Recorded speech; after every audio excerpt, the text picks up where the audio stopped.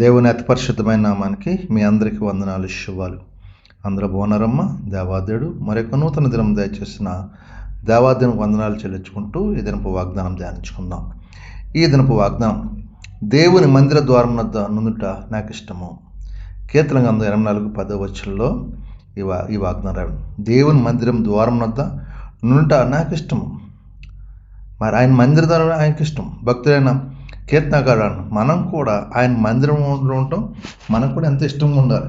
ఆయన సన్నిధికాలంలో ఇష్టంగా ఉండే ఈ దినాన్న అనేక చూడడానికి ఆరాధనలు జరుగుతూ ఉంటాయి. ఆ ఆరాధనలో మనం కూడా పాలిభావస్తులే. ఆయన సన్నిధిలో గడుపుటకు దేవుని ఎంత ఇష్టంగా ఉన్నవాళ్ళు అందరూ మందిరంకి వెళ్ళి ఆరాధించుకునే కృప దేవుడు దయచేస్తే ప్రతి ఒక్కరు కూడా ఆయన మందిరం ఉండాలని ఆశపడాలి. ఆయన మందిరంకి ఏముంటుందండి? సంతోషం ఉంటుంది, సమాధానం ఉంటుంది. పైన రాశాడు, నీ ఆవరణలో ఒక్క దినం గడుపు కంటే 1000 దినముల కంటే శ్రేష్టం. ఒక్క దినం మందిలో గడిపంటే 1000 దినములు ఆశీర్వాదాలు 5 దినాలు దీవెనలు వస్తాయంట. మరి అలాంటి ఆవరణలో మన భక్తిని కూడా నివసించకంటే, అంటే లోకంలో వాళ్ళతో మనం మాట్లాడే కంటే దేవునితో సంభాషణ మంచిది కదా. భక్తిహీనులు దేవునికి గుడారం, ఆ భక్తిహీనులు ఇంటికి వెళ్ళి అక్కడ కూర్చుని ఇక్కడ కూర్చుని లోకానుసారంగా మాట్లాడుకుని ఆ టెలివిజన్ చూస్తూ దానికంటే దేవుని మందిరంలో, పరిశుద్ధమైన మందిరంలో ఆ పరిశుద్ధ మాటలు మన హృదయం పరిశుద్ధమవుతుంది, మన తలంపులు పరిశుద్ధమవుతాయి, మన ఆలోచన పరిశుద్ధమవుతాయి. ఆయన మనకి ఇవ్వాల్సిన దేవుళ్ళు ఆశీర్వాదం మనకి ఇస్తాడు కాబట్టి ఆయన మందిరం గట్ట ఆయన ఎందుకు ఇష్టపడి ఉండాలి. మనం ఎప్పుడు ఇష్టం కలడు దేవుని మందిరం గట్ట ఇష్టం. ఎందుకంటే సర్వశక్తి మందిరం, ఆశీర్వాదానికి వారసుడు ఆయన. మన ఆ వాగ్దానం స్వతంత్రించుకోవాలి.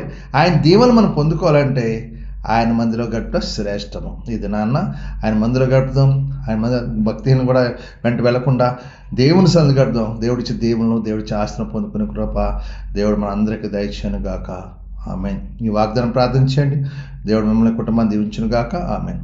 మీ కొరకు ప్రార్థిస్తాను. మీరు కూడా నాతో ఏకపించి ప్రార్థన. సర్వాధికారి యేసు ప్రభువా, కృపగలతో నీకు వందనాలు అయ్యా. నీ స్థలంలో గట్టు మాకు ఇష్టం కలిగి ఉండే కృప దయచేయండి. నీ స్థలంలో ఒకదినం 1000 దినములు శ్రేష్టము.